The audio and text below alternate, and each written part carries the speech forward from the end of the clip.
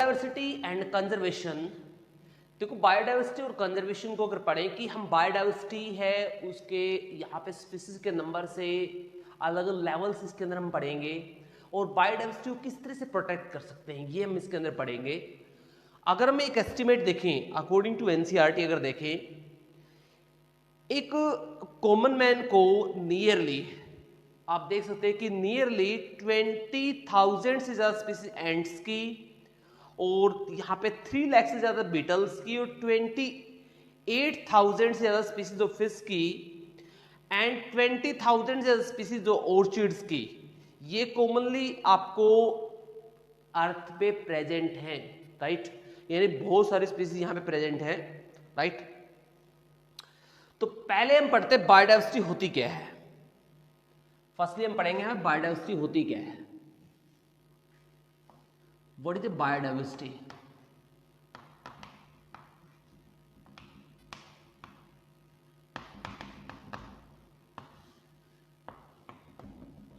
Biodiversity का मतलब होता है नंबर ऑफ स्पीसीज या number of living organism in a particular area. एक पर्टिकुलर एरिया में जितने भी स्पीसीज के नंबर होते हैं उन्हें क्या कहते हैं? उन्हें कहते हैं biodiversity. Number of individual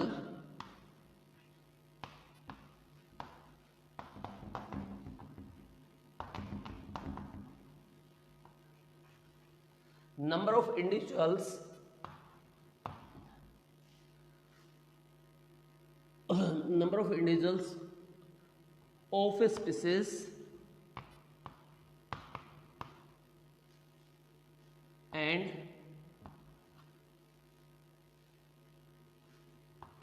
number of different species and number of different species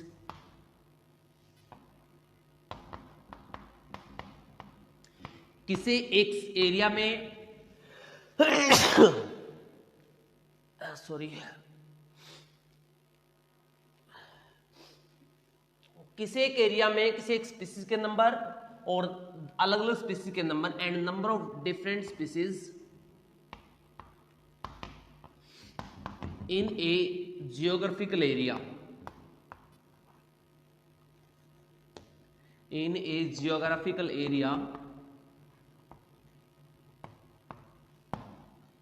किसी एक जियोग्राफिकल एरिया में कितने नंबर इंडिविजुअल मिलते हैं एक स्पीसीज के, या अलग अलग स्पीसीज कितनी मिलती हैं, ये जो होती हैं किसी एक जियोग्राफी, उसे कहते हैं बायोडाइवर्सिटी। क्या कहते हैं? बायोडाइवर्सिटी इसको कहा जाता है, राइट। 20,000 से ज्यादा स्पीसीज जो हैं, स्पीसीज ऑफ एंट्स चींटियों की है, एंड नियरली 3 लाख से ज्यादा स्पीसीज जो है बीटल की हैं।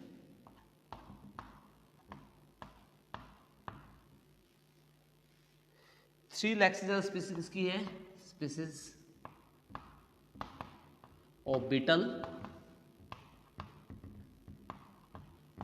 यानी आर्थ्रोपोडा एक की मेन स्पीसीज यहां पे मिलेंगे आपको। उसके अलावा हम देखें 28 से ज्यादा स्पीसीज आपको स्पीसीज की मिलेंगी, 28,000 स्पीसीज ऑफ फिशेज।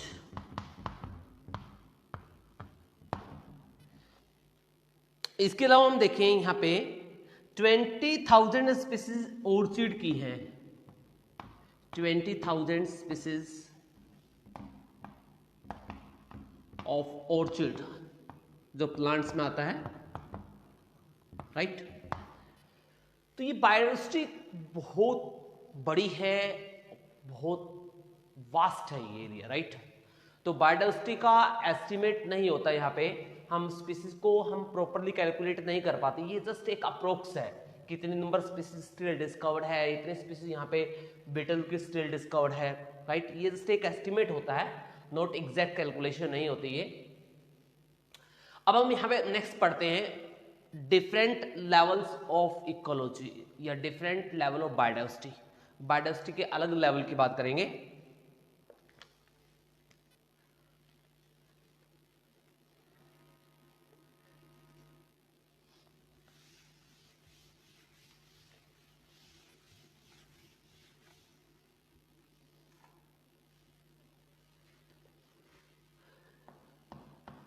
डिफरेंट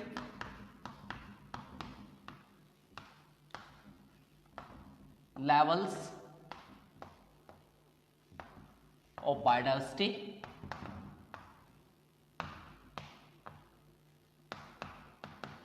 अलग लेवल्स जो होंगे बायोडाइवर्सिटी के, राइट। या इसमें भी कर सकते हो लेवल्स ऑफ बायोलॉजिकल ऑर्गेनाइजेशन, या इसमें भी लिख सकते हो, और डिफरेंट लेवल्स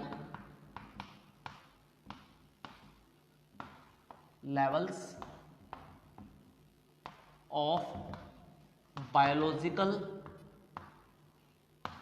ऑर्गेनाइजेशन,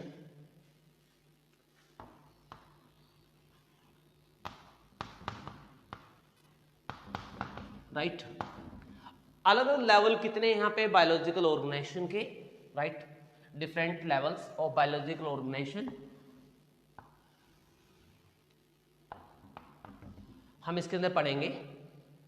अब बायोलॉजिकल ऑर्गेनाइजेशन की अगर हम पढ़ें, बायोलॉजिकल ऑर्गेनाइजेशन, तो यहाँ पे 3 लेवल होंगे। एक होता है जेनेटिक लेवल, यहाँ पे वो एक स्पीसीज लेवल पे होता है, कम्युनिटी लेवल पे होता है, या इकोलॉजिकल लेवल पे होता है।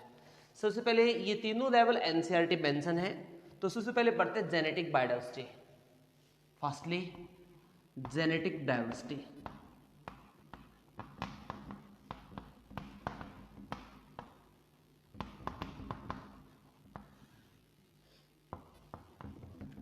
देखो जेनेटिक डाइवर्सिटी का मतलब क्या होता है। जेनेटिक डाइवर्सिटी का मतलब होता है diversity at the genetic level, जो डाइवर्सिटी जेनेटिक लेवल पे मिलेगी, राइट।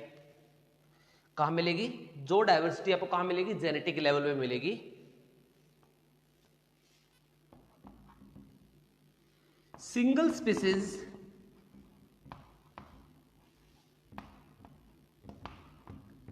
जो एक सिंगल स्पीसीज भी होती है, शो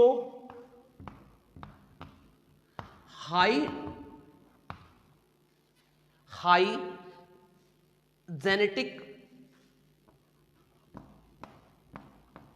डाइवर्सिटी,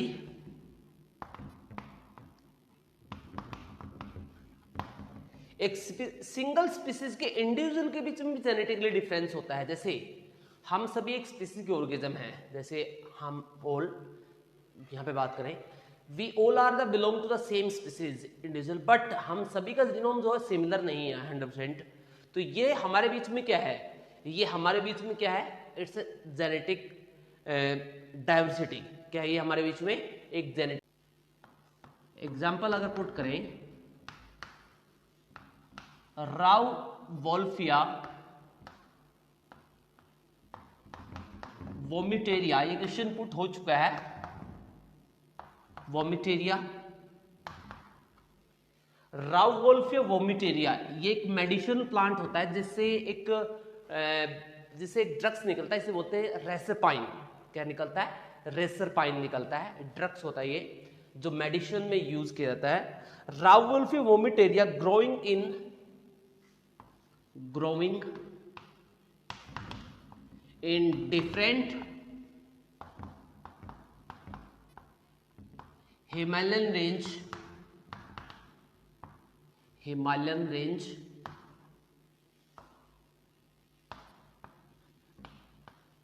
हिमालय की अलग अलग रेंजेस पे ग्रो होता है ये। देखिए अब राउ वोल्फी वोमिटेरिया क्या रिलीज करता है? राउ वोल्फी वोमिटेरिया रिलीज करता है रेसरपाइन, जो एनसीईआरटी मेंशन नहीं है, ये रेसरपाइन रिलीज करता है। ये केमिकल्स होता है, एक ड्रग्स की फॉर्म में यूज किया जाता है। रेसरपाइन जो होता है कॉमनली कफ सिरप में डाला जाता है स्लाइटली अमाउंट में।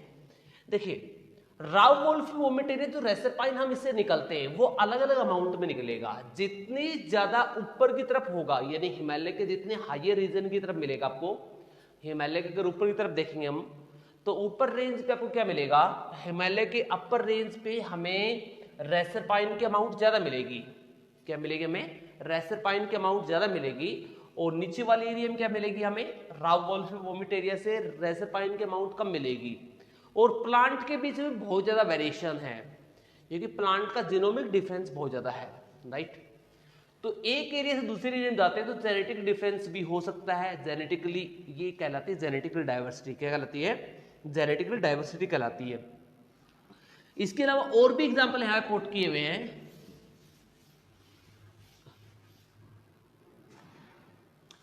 इसमें मेंशन किया गया है कि 50,000 से ज्यादा डिफरेंट स्ट्रेन है इंडिया के अंदर, more than 50,000 strains of rice in India। आप देख सकते हो इंडिया में कितनी ज्यादा वेरिएशन है राइस के अंदर, यानी हमें करीबन 50,000 से ज्यादा अलग अलग तरह की वेराइटीज मिल सकती है हमें राइस की। स्पीसीज एक है, वेराइटीज अलग अलग है। तो आप देख सकते हो कितनी ज्यादा हाई बायोडाइवर्सिटी का डिफरेंस है, कितनी हाईली जेनेटिकली डिफरेंस है, राइट। तो 50,000 अलग अलग बायोडाइवर्सिटी, अलग अलग हमें वेराइटीज मिलती हैं किसकी, राइस की, राइट। इसके अलावा और देखे जाए तो 1000 से ज्यादा वेराइटीज मिलेंगी मैंगो की, more than 1000 varieties of mango. और मैंगो के भी मोर देन 1000 से डिफरेंट अलग अलग वेराइटीज हमें मिलेंगी, यानी काफी ज्यादा जेनेटिकली डिफरेंस होता है, राइट। तो ये था फर्स्ट जेनेटिक लेवल बायोडाइवर्सिटी जो थी। अब हम सेकंड पढ़ेंगे, दैट इज स्पीसीज डाइवर्सिटी।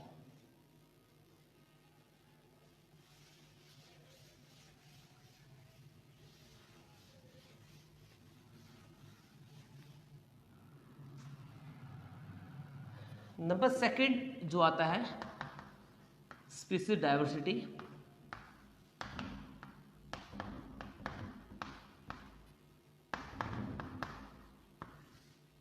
देखो इसके ऊपर क्वेश्चन भी पुट होता है इनके ऊपर कि जेनेटिक डाइवर्सिटी और स्पीसीज डाइवर्सिटी में ज्यादा रिच कौन सी होगी। देखो जेनेटिक डाइवर्सिटी सबसे ज्यादा रिच होती है, क्योंकि जीन के अंदर जीन पूल बहुत बड़ा वास्ट होता है और सभी के अंदर जीनोमिक डिफरेंस बहुत ज्यादा होता है, राइट। एक स्पीसीज के अलग अलग स्पीसीज काउंट करने की बजाय एक ही स्पीसीज के अंदर इतने सारे इंडिविजुअल हो सकते हैं जो जेनेटिक लेवल पे क्या डिफरेंट है। तो इसलिए सबसे बड़ी डाइवर्सिटी जो होती है जेनेटिक डाइवर्सिटी ही होती है। और जेनेटिक डाइवर्सिटी ह्यूमन के लिए काफी ज्यादा इंपॉर्टेंट है फर्दर जेनेटिक के अंदर रिसर्च के लिए। तो यहां पे diversity at the species level is known as species diversity. Diversity इसमें हम स्पीसीज के नंबर कैलकुलेट करते हैं, जैसे हमने लिखा रेना टिग्रिना एम्फीबियन की स्पीसीज है, इस तरह होमो सैपियंस स्पीसीज डाइवर्सिटी है, not a genetic diversity. Diversity eight species level, इसमें जीनोमिक नहीं देखा जाता और यही आजकल मेनली कैलकुलेट होती है डाइवर्सिटी, क्योंकि इसमें कैलकुलेशन आसान भी हो जाती है। डाइवर्सिटी जीनोमिक लेवल पे आसान नहीं है। अगर एग्जांपल दे, एग्जांपल जो वेस्टर्न घाट है इंडिया के अंदर, जो वेस्टर्न घाट होता है उसके अंदर एम्फीबियन की स्पीसीज ज्यादा मिलेंगी किसी कंपेयर ईस्टर्न घाट में। वेस्टर्न घाट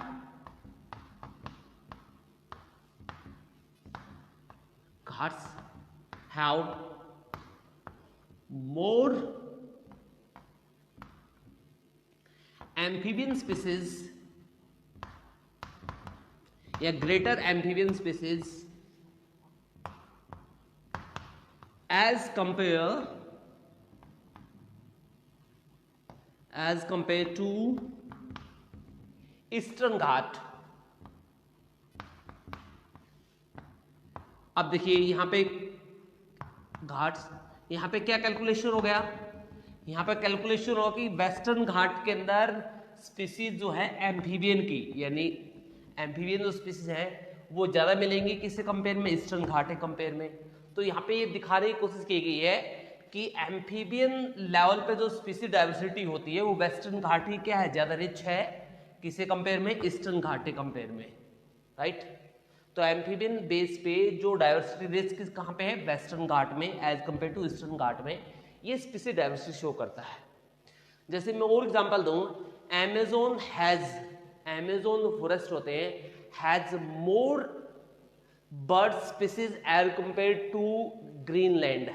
जो ग्रीनलैंड है, जो डेनमार्क का पार्ट है, उससे कंपेयर में ज्यादा नंबर ऑफ बर्ड की स्पीसीज हैं। तो इसका मतलब इससे ये प्रूव होता है कि एविस की स्पीसीज जो है वो फॉरेस्ट, अमेज़न फॉरेस्ट में ज्यादा है एज कंपेयर टू ग्रीनलैंड। तो यहाँ पे दोनों के बीच में क्या हुई कि स्पीसीज डाइवर्सिटी जो है वो बर्ड्स लेवल पे या एविस लेवल पे कहाँ अमेज़न में ज्यादा है एज कंपेयर टू ग्रीनलैंड। तो ये स्पीसीज डाइवर्सिटी कहलाती है। नंबर थर्ड होता है ecological diversity.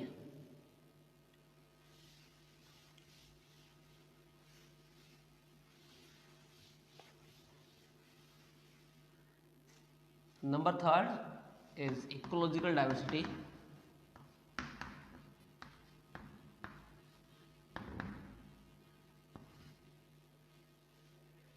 Ecological diversity, ecological diversity का मतलब होता है एट द इकोसिस्टम लेवल, जो डाइवर्सिटी इकोसिस्टम लेवल पे होती है या अलग अलग एक बायोम लेवल पे होती है, उसे कहते हैं यहाँ पे ecological diversity. Diversity eight ecosystem और बायोम लेवल, बायोम लेवल। अब यहां पे क्या करेंगे, हम एक इकोसिस्टम को दूसरे इकोसिस्टम से कंपेयर करेंगे। जैसे मैंने यहां पे बताया कि ओशन जो होता है, ओशन एक इकोसिस्टम है, ओशन इकोसिस्टम के अंदर फिशेस के नंबर ज्यादा होते हैं as compare to river ecosystem. एक रिवर के अंदर जो इकोसिस्टम है उसे कंपेयर में फिशेस के नंबर ज्यादा कहां पे, एक ओशन में। तो इससे क्या प्रूव हुआ कि जो ओशन है वो ज्यादा रिच है फिशेस स्पीसीज में, राइट, किससे कंपेयर में, रिवर के कंपेयर में। तो ये इकोलॉजिकल डाइवर्सिटी कहलाती है। अगर एग्जांपल मैं आपको दूं, ये किस किस बेस पे निकाली जाती है, basis on desert, desert base पे निकाली जाती है। इसके अलावा रेन फॉरेस्ट, रेन फॉरेस्ट्स होते हैं जो इकोसिस्टम के जो मेनली एरिया होते हैं। उसके अलावा मैनग्रोव्स होते हैं, मैनग्रोव्स, राइट। उसके अलावा कोरल रीफ्स होते हैं, रिप्स, राइट, एटसेट्रा। इन बेस पे ये जनरली निकाली जाती है। और इससे हमें क्या पता चलता है, जैसे मैं एग्जांपल यहां पे दूं आपको कि ये जो इकोसिस्टम मैंने यहां पे पुट किए हैं, right,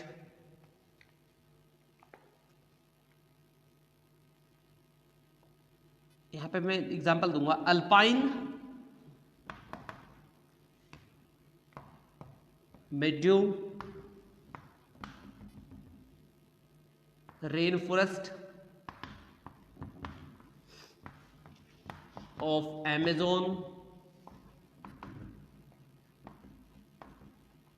etc.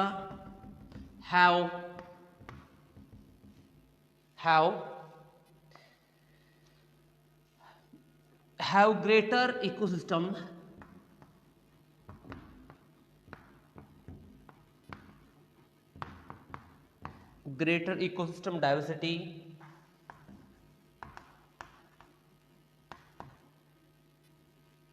diversity than a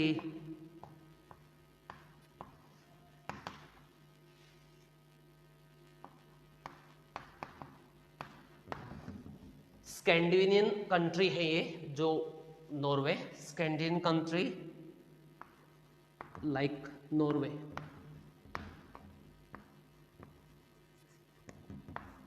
देखिए दो तरह कंट्री है, कंट्री वहां पे बाल्टिक कंट्री है, एक स्कैंडिनेवियन कंट्री है।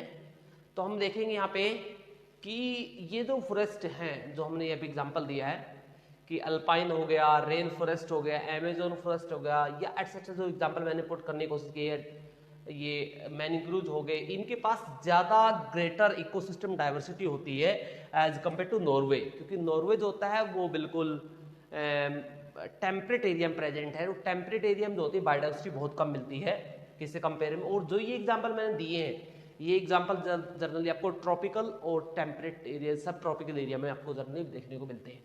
तो नॉर्वे के पास क्या होती है, जनरली इकोसिस्टम डाइवर्सिटी कम है as compare to tropical region, right. So ये थी इकोलॉजिकल डाइवर्सिटी, और डिफरेंट लेवल ऑफ डाइवर्सिटी जो होते हैं वो कंप्लीट होते हैं।